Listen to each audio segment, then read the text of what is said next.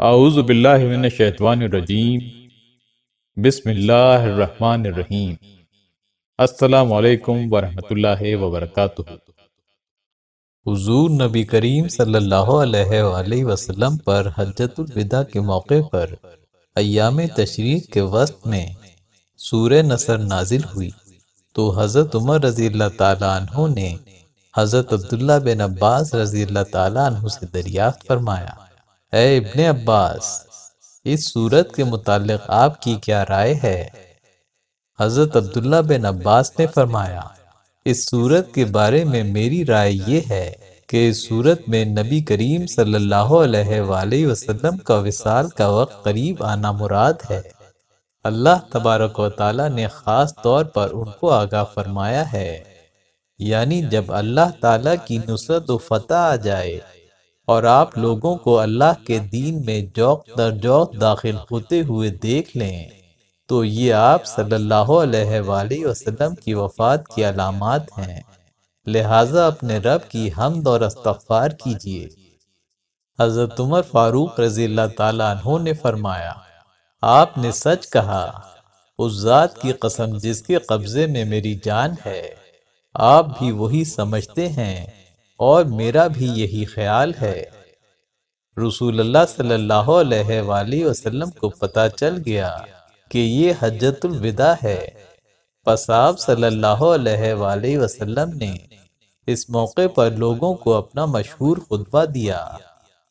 رسول اللہ صلی اللہ علیہ وآلہ وسلم وفات سے پہلے یہ کلمات بکثرت پڑھا کرتے تھے، سبحانک وبحمدک استغفرک واتوب الیک۔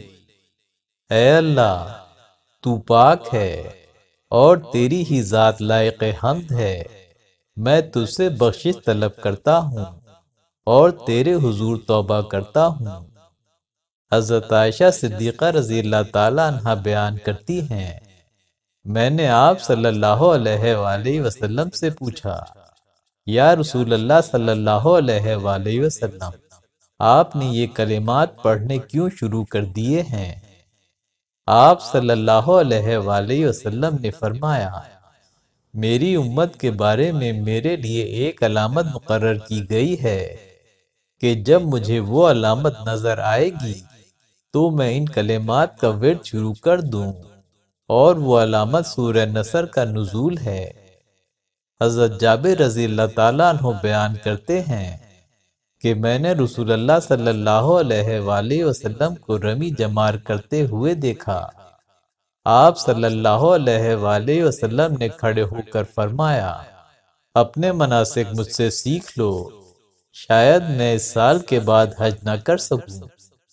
اور آپ صلی اللہ علیہ وآلہ وسلم نے اپنی بیٹی فاطمہ رضی اللہ تعالیٰ عنہ سے فرمایا، حضرت جبرائیل ہر سال مجھے قرآن کا ایک دور کرایا کرتے تھے، اور اس سال انہوں نے مجھے 2 دور کرائے ہیں۔ مجھے معلوم ہوتا ہے کہ میری موت قریب آ گئی ہے۔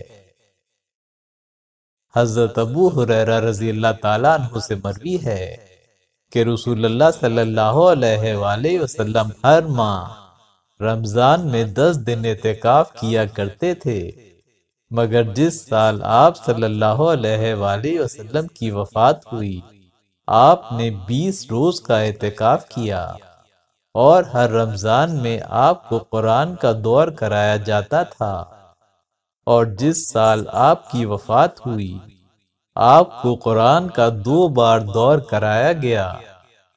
محمد بن اسحاق کا بیان ہے کہ رسول اللہ صلی اللہ علیہ وآلہ وسلم حجۃ الوداع سے واپس آئے اور بقیہ مہینہ اور محرم اور صفر مدینہ میں رہے کہ رسول اللہ صلی اللہ علیہ وآلہ وسلم کی اس بیماری کا آغاز ہو گیا۔ ابن سعد نے عمر بن علی سے روایت کی ہے کہ رسول اللہ صلی اللہ علیہ وآلہ وسلم پر مرض کی جس دن ابتدا ہوئی وہ بدھ کا دن چہارشنبہ تھا، اور اس مرض کی طوالت آپ صلی اللہ علیہ وآلہ وسلم کی رحلت تک 13 دن تک رہی، جس میں اللہ تعالیٰ کے حکم سے ماہ ربیع الاول کے آغاز میں آپ صلی اللہ علیہ وآلہ وسلم وفات پا گئے۔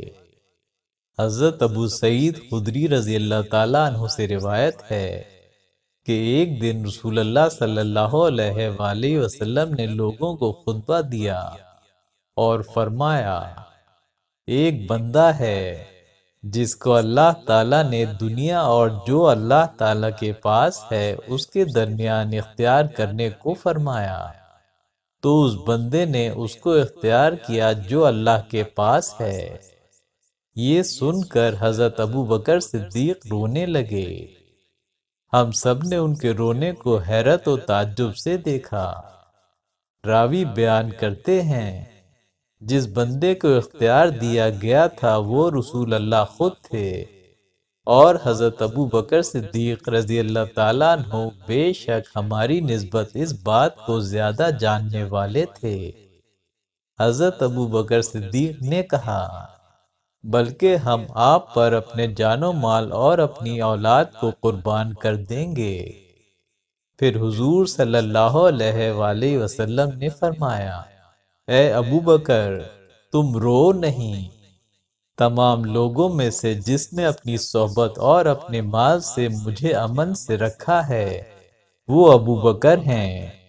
اگر میں کسی کو خلیل بناتا تو یقیناً ان کو بناتا، لیکن میرے اور ان کے درمیان اسلامی اخوت ہے۔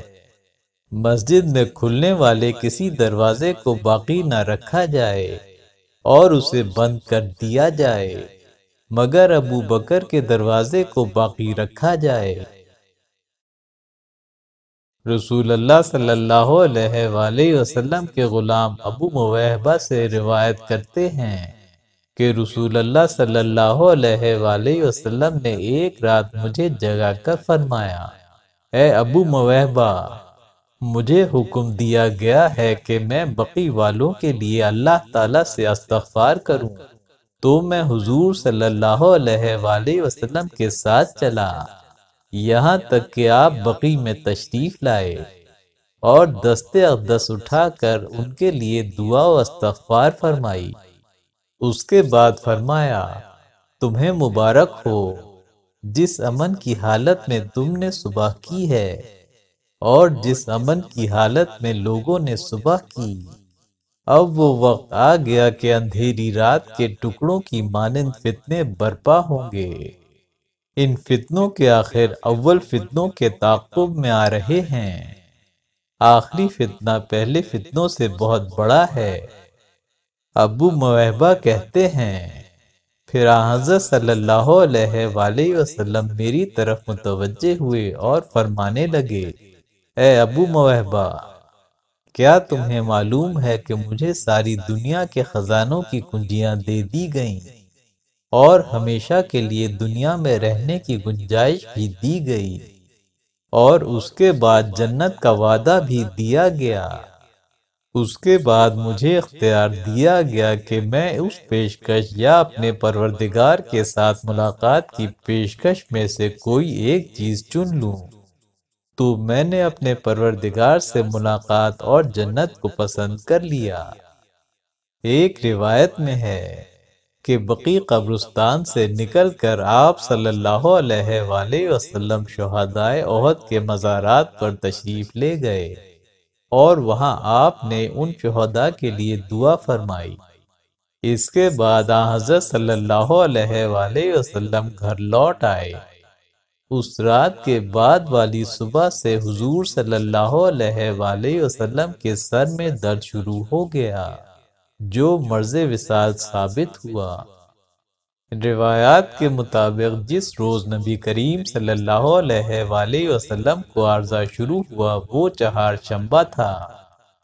جس روز آپ صلی اللہ علیہ وآلہ وسلم کے مرض کی شدت میں اضافہ ہوا، آپ حضرت میمونہ رضی اللہ تعالیٰ عنہ کے گھر میں تھے، تو آپ صلی اللہ علیہ وآلہ وسلم بار بار فرمانے لگے، آج میں کس کے یہاں ہوں، کل میں کس کے یہاں ہوں گا۔ آپ کا اشارہ حضرت عائشہ رضی اللہ تعالیٰ عنہ کی باری کی طرف تھا۔ اس پر آپ صلی اللہ علیہ وآلہ وسلم کی ازواج نے اجازت دے دی کہ آپ جہاں چاہے رہ سکتے ہیں۔ ایک روایت ہے کہ حضرت صلی اللہ علیہ وآلہ وسلم نے اپنی تمام ازواج کو بلوایا۔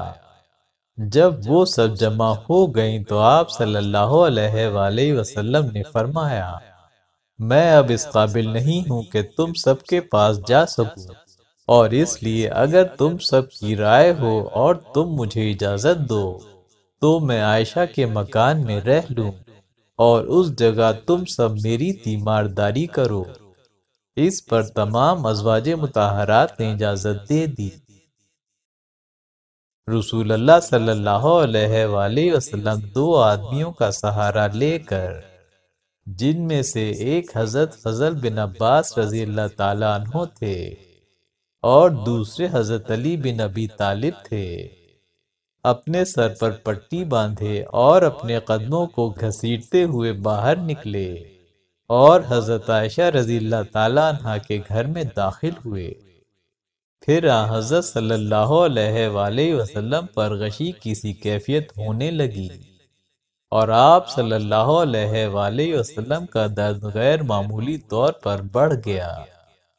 اس وقت آپ صلی اللہ علیہ وآلہ وسلم نے فرمایا کہ مجھ پر مختلف کنوؤں کے پانیوں کی 7 بالٹیاں لے لو تاکہ میں لوگوں کے سامنے پہنچ کر ان سے عہد لے سکوں۔ چنانچہ آپ صلی اللہ علیہ وآلہ وسلم کو آپ کی زوجہ حضرت حفصہ رضی اللہ تعالیٰ عنہ کے لگن میں بٹھایا گیا اور پھر آپ کے اوپر پانی ڈالنا شروع کیا، یہاں تک کہ آپ نے خود ہی فرمایا کہ بس کافی ہے، اور اپنے دست مبارک سے رکنے کا اشارہ فرمانے لگے۔ مذکورہ کنوؤں کا پانی انڈیلنے میں یہ تاثیر ہے کہ یہ زہر کے اثرات کو زائل کرتا ہے۔ حضرت صلی اللہ علیہ وآلہ وسلم حضرت عائشہ رضی اللہ تعالیٰ عنہ سے فرماتے تھے کہ عائشہ مجھے خیبر میں جو زہر دیا گیا تھا اس کی تکلیف میں اب تک محسوس کرتا ہوں۔ حضرت فضل بن عباس رضی اللہ تعالیٰ عنہ سے روایت ہے کہ رسول اللہ صلی اللہ علیہ وآلہ وسلم نے فرمایا کہ میرے سر کو باندھ دو تاکہ میں مسجد میں جاؤں، تو میں نے آپ کے سر مبارک پر پٹی باندھی۔ اس کے بعد آپ مسجد کی طرف تشریف لے گئے، اس طرح کہ آپ کے دونوں قدم مبارک زمین پر نشان چھوڑ رہے تھے، یہاں تک کہ آپ منبر پر جلوہ افروز ہوئے اور فرمایا، اما بعد، یعنی بعد حمد و ثنا، اے لوگوں آگاہ ہو جاؤ، تمہارے درمیان سے میرے تشریف لے جانے کا وقت قریب آ گیا ہے، تو جس کسی شخص کی کمر پر میں نے کوڑا مارا ہے تو وہ مجھ سے بدلہ لے لے، اور جس کسی سے میں نے مال لیا ہے تو یہ میرا مال موجود ہے، اسے چاہیے کہ اس میں سے لے لے، اور جس کسی کو میں نے گالی دی ہے تو اسے چاہیے کہ بدلہ لے لے، اور کوئی کہنے والا ہرگز یہ نہ کہے کہ مجھے حضور رسول اللہ صلی اللہ علیہ وآلہ وسلم کی جانب سے کوئی اندیشہ ہے، کیونکہ کینہ و دشمنی نہ تو میری شان سے ہے اور نہ میرے اخلاق سے۔ حضرت صلی اللہ علیہ وآلہ وسلم نے انصار کے لیے مہاجرین کو وصیت فرمائی کہ اے مہاجروں انصاریوں کے ساتھ خیر کا اور نیک سلوک کرنا، کیونکہ یہ لوگ میری پناہ گاہ تھے جن کے پاس میں نے ٹھکانہ پایا، اس لیے ان کی بھلائیوں کے بدلے میں ان کے ساتھ بھلائی کرو اور ان کی برائیوں کی طرف سے چشم پوشی کرو۔ اس کے بعد فرمایا، سنو جو اپنے آپ میں کچھ محسوس کرتا ہے تو وہ کھڑا ہو جائے تاکہ میں اللہ تعالیٰ سے دعا کروں۔ اس پر ایک شخص کھڑا ہوا اور اس نے کہا، یا رسول اللہ صلی اللہ علیہ وآلہ وسلم، میں یقیناً منافق ہوں، اور میں یقیناً بخیل ہوں، اور میں یقیناً بزدل ہوں، اور میں یقیناً بہت سونے والا ہوں، اور میں یقیناً جھوٹ بولنے والا ہوں۔ اس پر حضور صلی اللہ علیہ وآلہ وسلم نے یہ دعا فرمائی کہ اے اللہ، اسے ایمان و صدق نصیب فرما، اور اس سے نیند کی کثرت اور اس کے دل کا بخل دور کر دے، اور اس کی بزدلی کو شجاعت سے بدل دے۔ حضرت فضل رضی اللہ تعالیٰ عنہ فرماتے ہیں، اس کے بعد میں نے اس شخص کو کئی معرکوں میں دیکھا، اور ہم میں سے کوئی شخص اس سے زیادہ دل کا سخی نہ تھا، اور نہ ہی اس سے زیادہ بے خوف تھا، اور نہ نیند میں اس سے برتر تھا۔ اتنا فرمانے کے بعد نبی کریم صلی اللہ علیہ وآلہ وسلم ممبر سے اتر آئے۔ حضرت عائشہ رضی اللہ تعالیٰ عنہ سے مروی ہے کہ میں نے کوئی ایسا شخص نہیں دیکھا جسے رسول اللہ صلی اللہ علیہ وآلہ وسلم سے زیادہ شدید درد ہوا ہو۔ عبداللہ بن مسعود رضی اللہ تعالیٰ عنہ سے مروی ہے کہ میں نبی کریم صلی اللہ علیہ وآلہ وسلم کے پاس آیا جبکہ آپ صلی اللہ علیہ وآلہ وسلم کو سخت بخار تھا۔ میں نے آپ کو چھوا اور عرض کی، یا رسول اللہ صلی اللہ علیہ وآلہ وسلم، آپ کو شدید بخار ہے؟ فرمایا، ہاں، مجھے 2 آدمیوں کے برابر بخار ہوتا ہے۔ عرض کی، آپ کے لیے اجر بھی دگنا ہوگا۔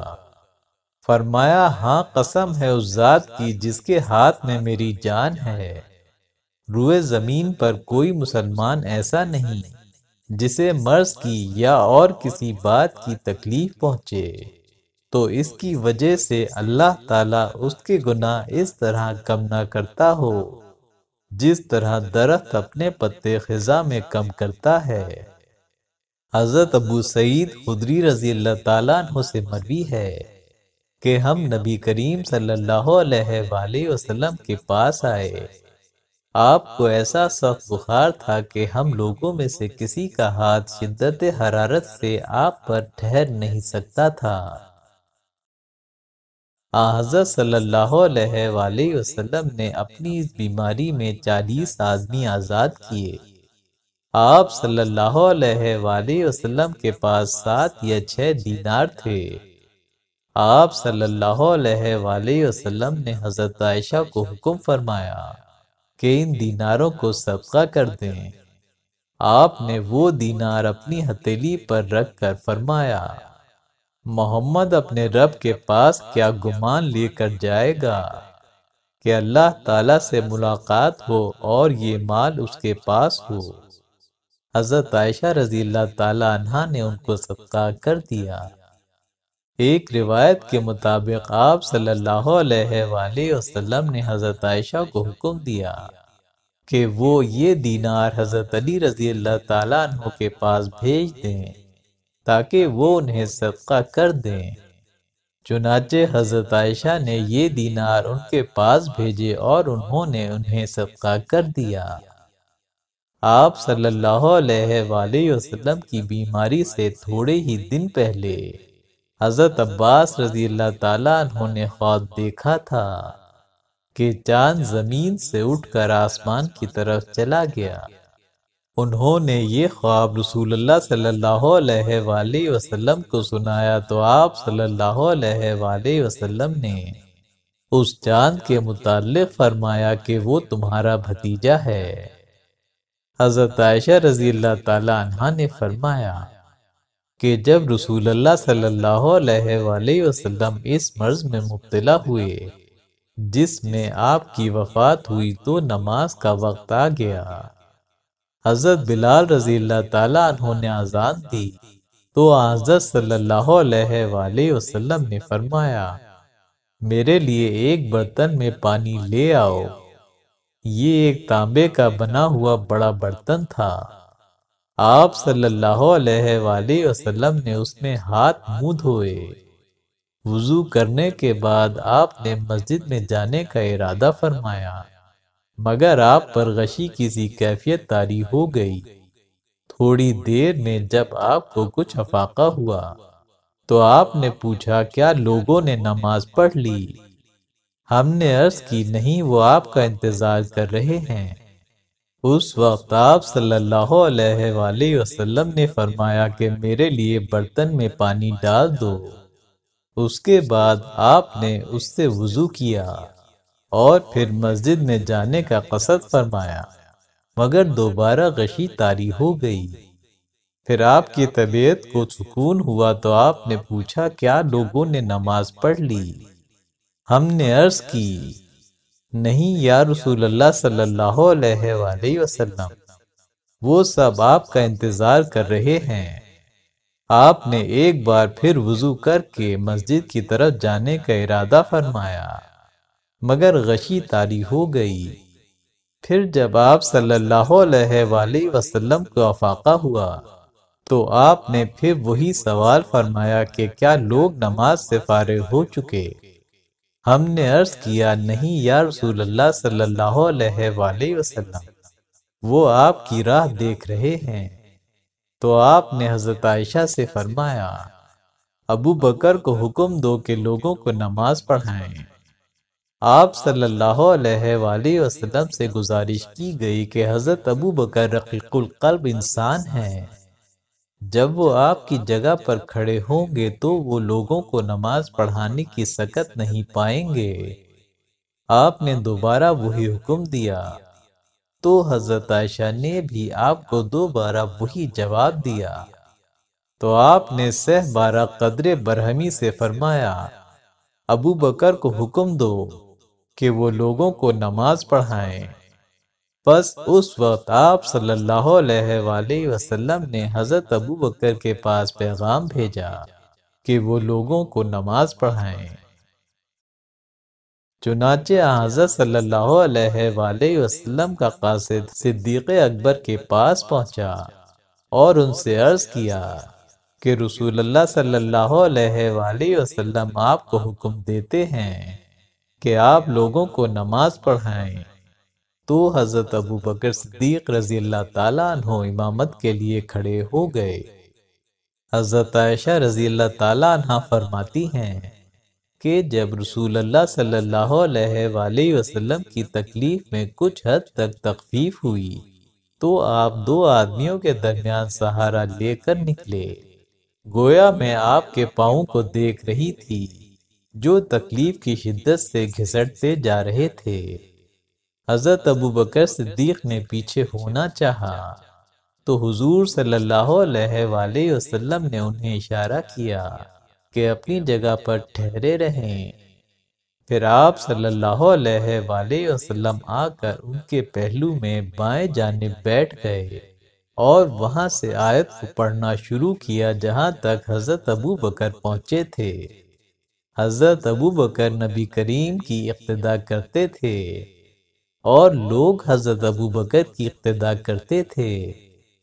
ایک روایت کے مطابق رسول اللہ صلی اللہ علیہ وآلہ وسلم نے ایک کپڑے میں اس کے دونوں پہلوؤں کو مخالف سمتوں میں ڈال کر حضرت ابو بکر رضی اللہ تعالیٰ عنہ کے پیچھے نماز پڑھی، اور جب آپ نے اٹھنا چاہا تو فرمایا کہ اسامہ بن زید کو میرے پاس لاؤ۔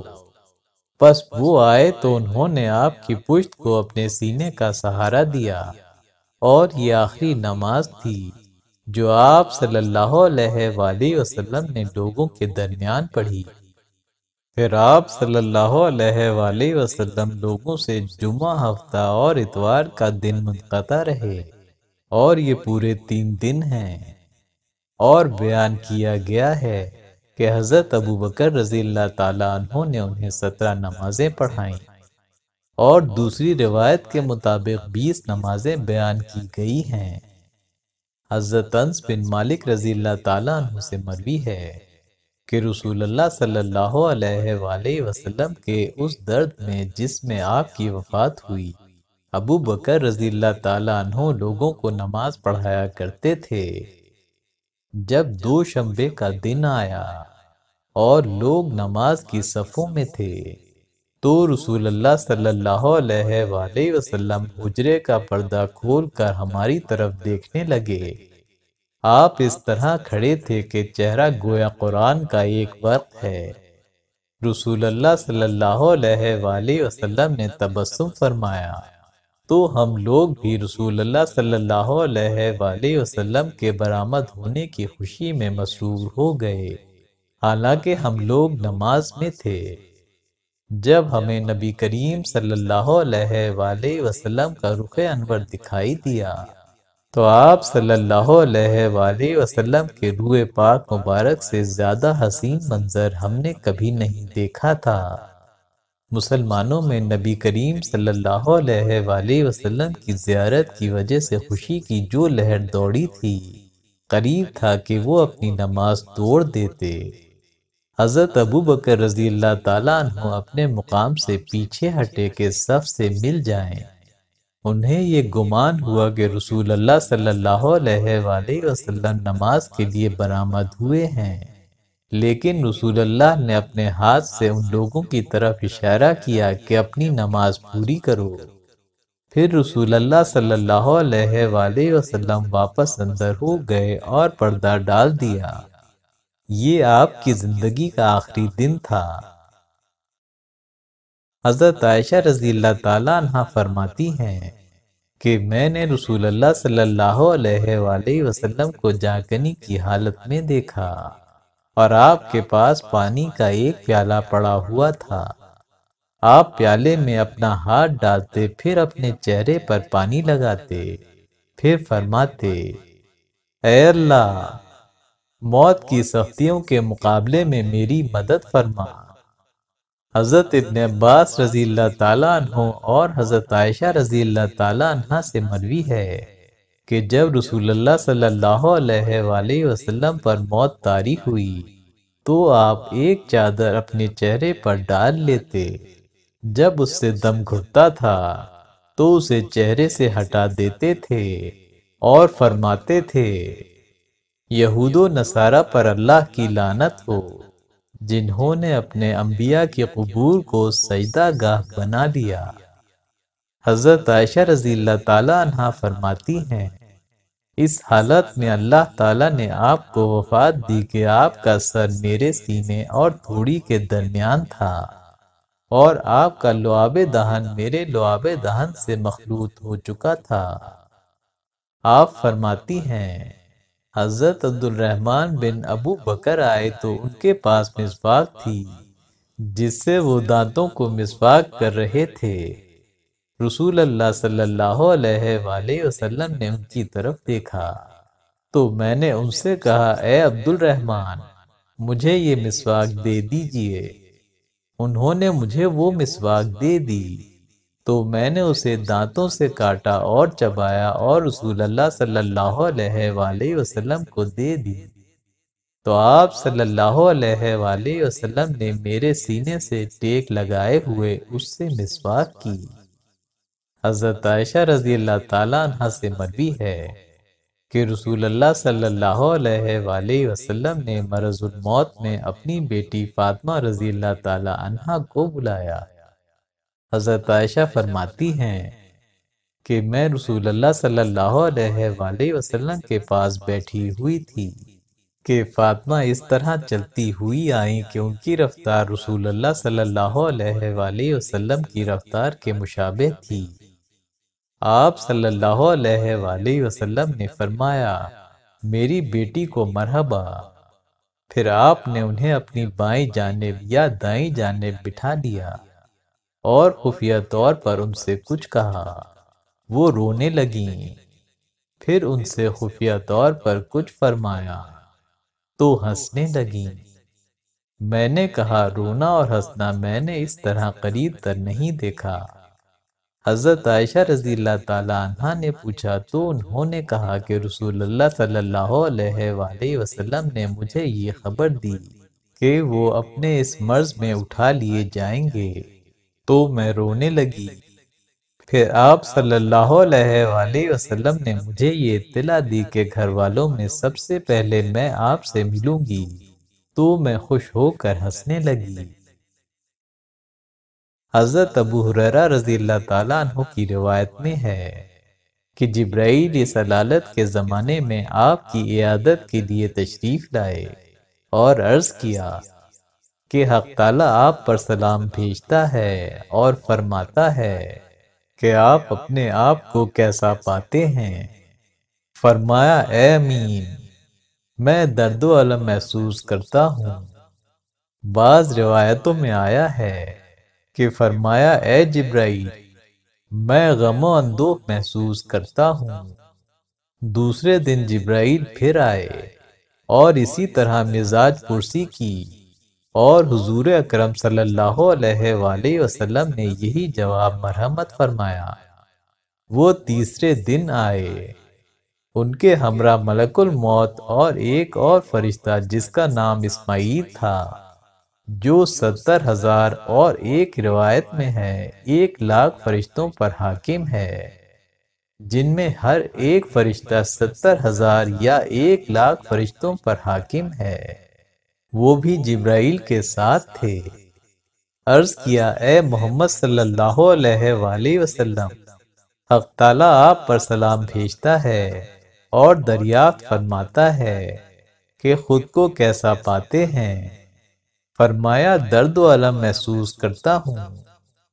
حضور نبی کریم صلی اللہ علیہ وآلہ وسلم نے فرمایا اے جبرائیل، تمہارے ساتھ یہ کون ہیں؟ جبرائیل نے عرض کی یا رسول اللہ صلی اللہ علیہ وآلہ وسلم، یہ ملک الموت ہیں جو دروازے پر کھڑے ہیں اور آپ سے اندر آنے کی اجازت طلب کرتے ہیں، حالانکہ آپ سے پہلے کسی سے یہ اجازت حاصل نہیں کرتے تھے اور آپ کے بعد بھی کسی سے اجازت طلب نہیں کریں گے، اور آپ صلی اللہ علیہ وآلہ وسلم کے بعد یہ میرا عہد دنیا میں آخری ہے، اور دنیا میں یہ عہد آپ صلی اللہ علیہ وآلہ وسلم کا آخری ہے۔ آپ کے بعد میں کسی بنی آدم کے پاس نہیں آؤں گا، اور آپ کے بعد میں زمین پر نہیں اتروں گا۔ حضرت ابن عباس سے منقول ہے کہ حضور نبی کریم صلی اللہ علیہ وآلہ وسلم کی وفات کے دن حق تعالیٰ نے ملک الموت کو حکم فرمایا کہ زمین پر میرے حبیب محمد صلی اللہ علیہ وآلہ وسلم کے حضور حاضر ہو، خبردار بغیر اجازت کے داخل نہ ہونا، اور بغیر اجازت آپ صلی اللہ علیہ وآلہ وسلم کی روح قبض نہ کرنا۔ تو قابض ارواح نے دروازے کے باہر عرابی کی صورت میں کھڑے ہو کر عرض کی مجھے اجازت دیجیے تاکہ میں داخل ہوں۔ آپ صلی اللہ علیہ وآلہ وسلم پر اللہ کی رحمت ہو۔ اس وقت سیدہ فاطمہ تو زہرا رضی اللہ تعالیٰ عنہا رسول اللہ صلی اللہ علیہ وآلہ وسلم کے پاس موجود تھیں۔ انہوں نے جواب دیا کہ نبی کریم صلی اللہ علیہ وآلہ وسلم اپنے حال میں مشغول ہیں، اس وقت ملاقات نہیں فرما سکتے۔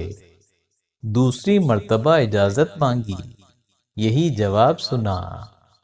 تیسری مرتبہ اجازت مانگی اور بآواز بلند اجازت مانگی۔ چنانچہ جتنے صاحبان اس وقت گھر میں موجود تھے اس آواز کی ہیبت سے ان پر لرزہ طاری ہو گیا۔ حضور نبی کریم صلی اللہ علیہ وآلہ وسلم ہوش میں آئے اور چشمان مبارک کو کھول کر فرمایا کیا بات ہے؟ صورتحال عرض کی گئی تو فرمایا اے فاطمہ، تمہیں معلوم ہے کہ یہ کون ہے؟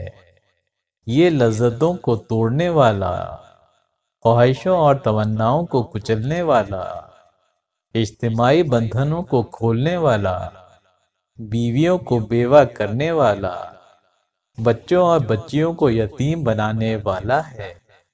سیدہ فاطمہ رضی اللہ تعالیٰ عنہا نے جب یہ سنا تو رونے لگیں۔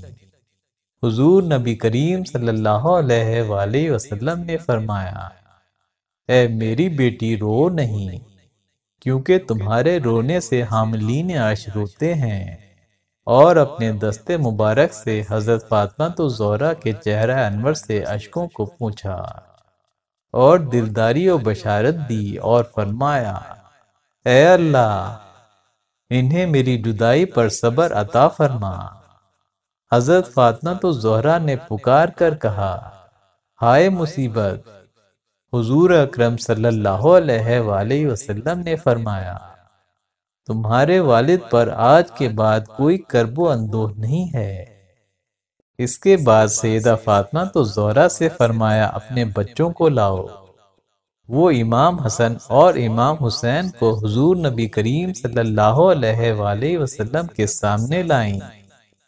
جب ان صاحبزادگان نے سب کو اس حال میں دیکھا تو رونے لگے، اور اس قدر روئے کہ ان کے شدت غم سے گھر کا ہر فرد رونے لگا۔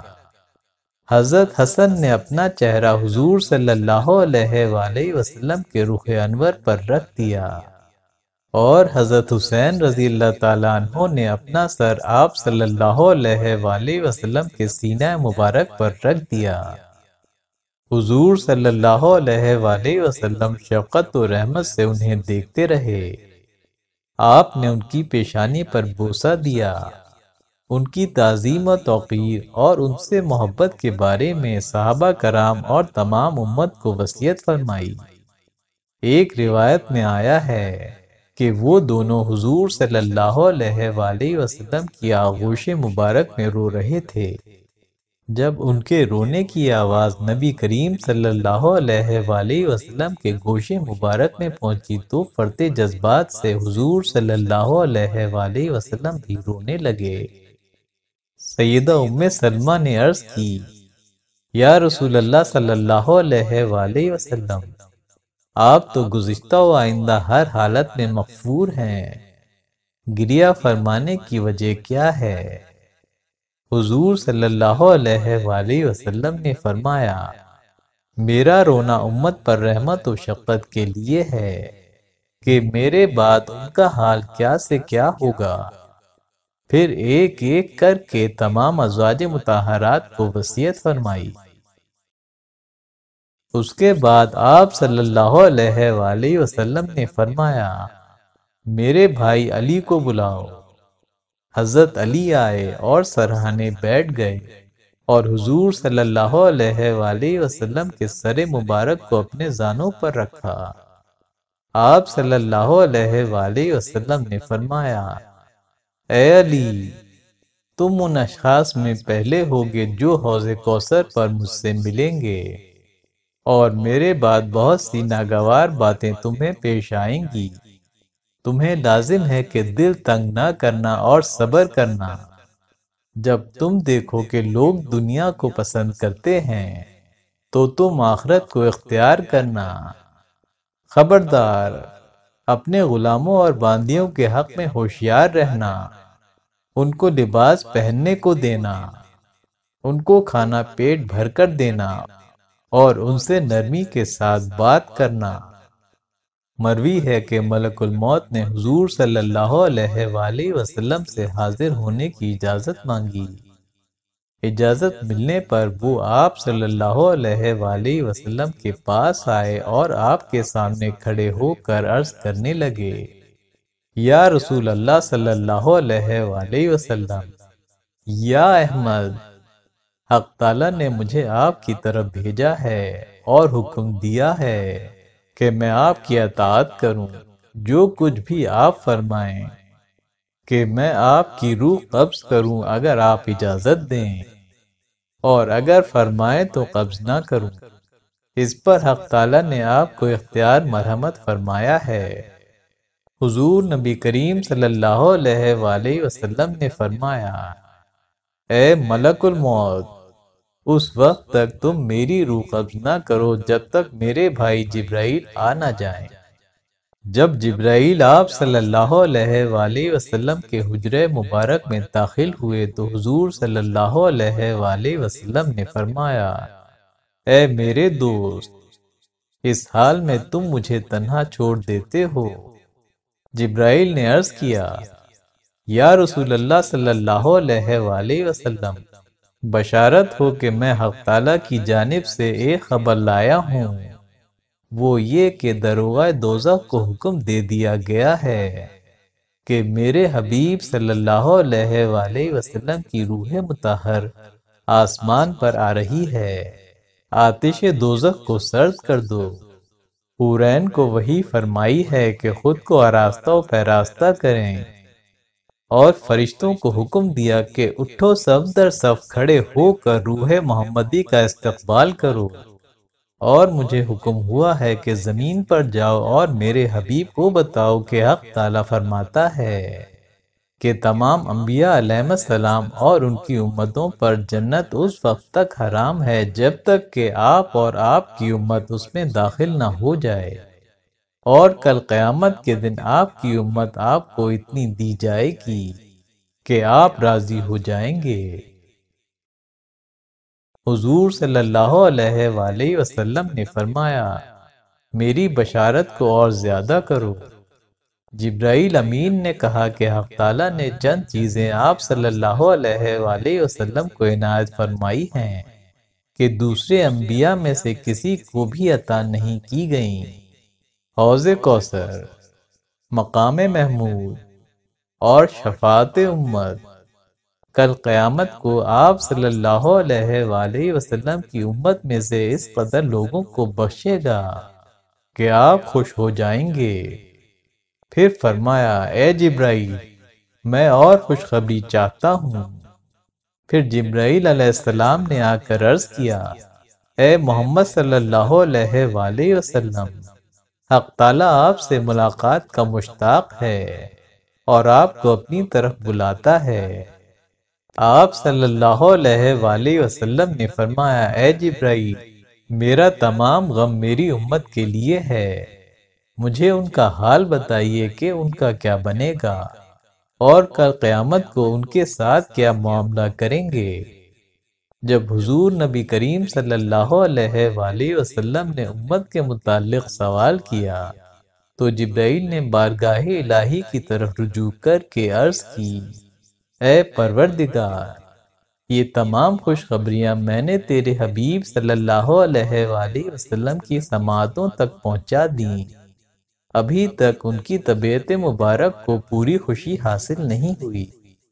حکم ہوا کہ اے جبرائیل، محمد صلی اللہ علیہ وآلہ وسلم کو میرا سلام پہنچاؤ اور کہو کہ آپ کا پروردگار کہتا ہے کہ آپ کی امت کا ہر بندہ جس نے اپنے کردار کو گناہ و معاصی کے غبار سے مقدر کیا ہوگا، اگر وہ موت سے 1 سال پہلے توبہ کرے گا اور ان گناہوں پر پشیمان ہوگا تو میں اسے بخش دوں گا۔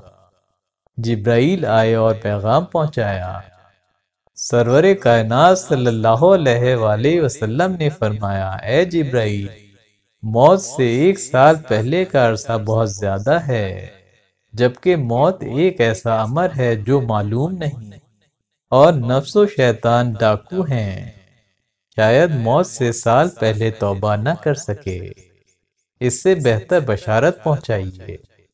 جبرائیل جا کر لوٹے اور کہا، یا رسول اللہ صلی اللہ علیہ وآلہ وسلم، حق تعالیٰ آپ کو سلام کہتا ہے اور فرماتا ہے کہ ہر وہ شخص جو موت سے 1 ماہ پہلے توبہ کر لے گا، اگرچہ اس نے اپنی عمر کو گناہ و غفلت میں گزارا ہوگا، میں اسے بخش دوں گا۔ فرمایا، اے جبرائیل، 1 مہینہ بھی زیادہ ہے۔ جبرائیل گئے اور واپس آئے، کہا، حق تعالیٰ آپ کو سلام پہنچاتا ہے اور فرماتا ہے کہ آپ کی امت سے جس شخص نے تمام زندگی نافرمانی میں گزاری ہوگی، جب موت سے 1 ہفتہ پہلے میری طرف رجوع کرے گا، میں اس کے گزشتہ تمام گناہوں کو بخش دوں گا۔ فرمایا، اے جبرائیل، 1 ہفتہ بھی بہت ہے۔ جبرائیل پھر گئے اور پیغام لائے کہ جو شخص موت سے 1 روز پہلے میری طرف رجوع کرے گا، میں اس کے تمام گناہ بخش دوں گا۔ حضور صلی اللہ علیہ وآلہ وسلم نے فرمایا، اے جبرائیل، 1 روز بھی بہت ہے۔ جبرائیل پھر گئے اور واپس آ کر پیغام دیا کہ جو شخص موت سے 1 ساعت پہلے توبہ کر لے گا اور میری طرف رجوع کرے گا، اس کے زندگی بھر کے گناہ بخش دوں گا۔ حضور صلی اللہ علیہ وآلہ وسلم نے فرمایا کہ 1 ساعت بھی بہت ہے، شاید میری امت کو میسر نہ ہو۔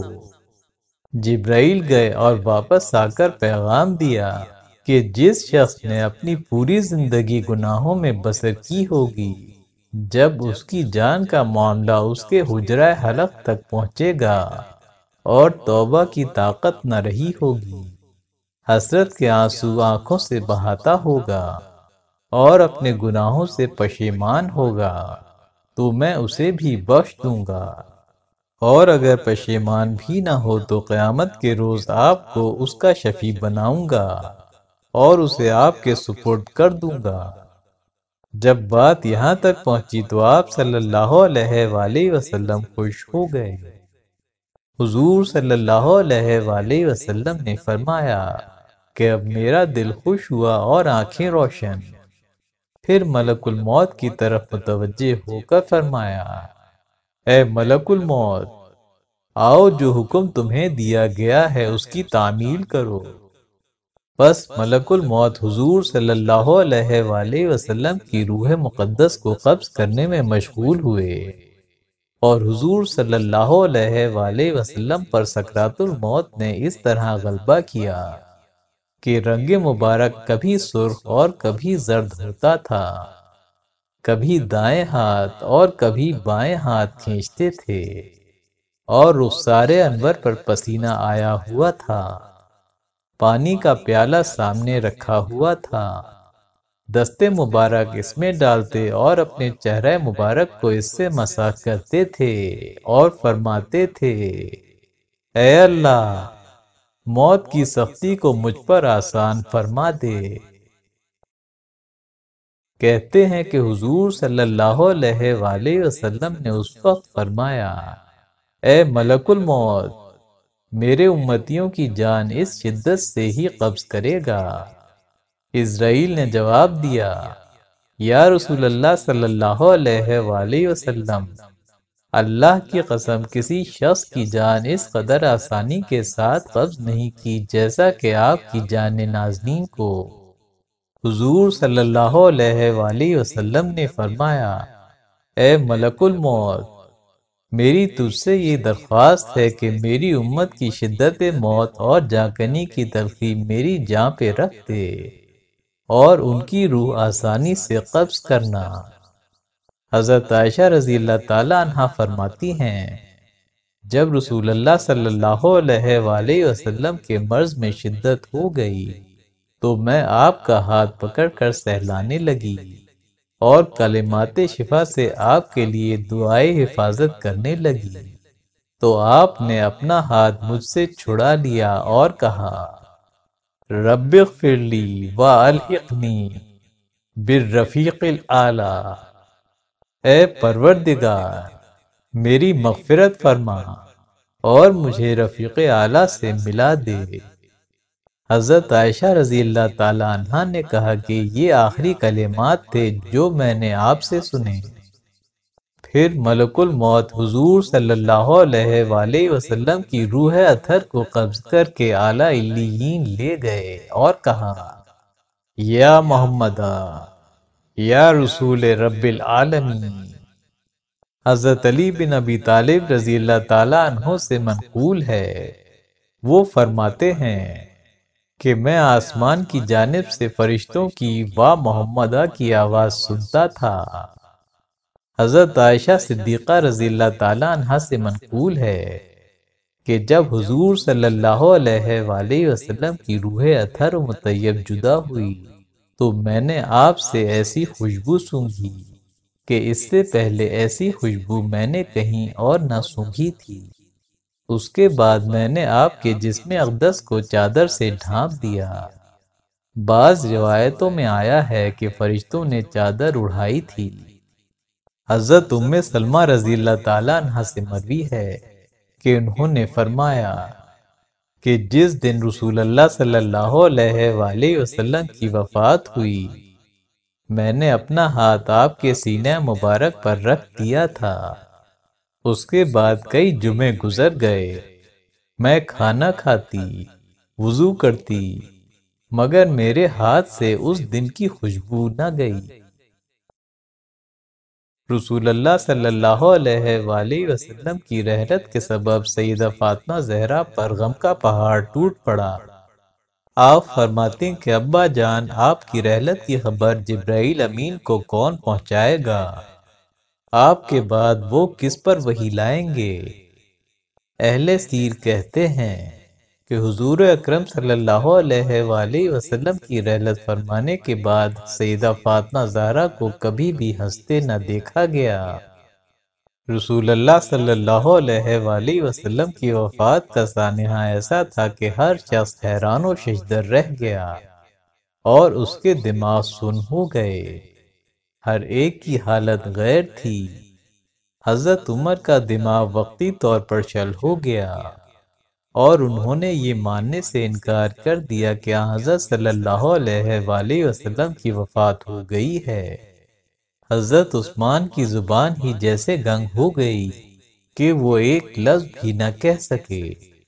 حضرت علی کی ٹانگیں وقتی طور پر شل ہو گئیں اور وہ کھڑے ہونے کے قابل نہ رہے۔ حضرت ابو بکر اپنی رہائش گاہ سخت سے گھوڑے پر آئے اور اتر کر مسجد میں چلے گئے اور حضرت عائشہ کے پاس جانے تک لوگوں سے بات نہ کی۔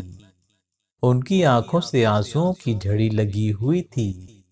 پس انہوں نے رسول اللہ صلی اللہ علیہ وآلہ وسلم کے پاس جانے کا قصد کیا اور آپ صلی اللہ علیہ وآلہ وسلم اپنی یمنی چادر میں لپٹے ہوئے تھے۔